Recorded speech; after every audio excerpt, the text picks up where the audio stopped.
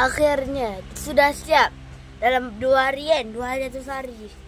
Nah ni lah. Okay, tengok padang dia.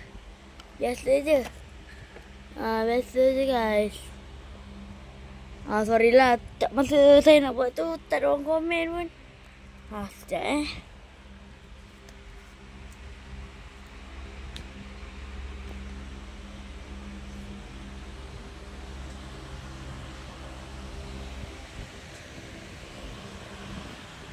ni guys. Saya saya buat ini dengan mana? Dengan ni. Ni. Semua ni abang saya buat. Tengok Roller keeper dia. Comel dia. Tengok saya angkat sikit. Gini lah.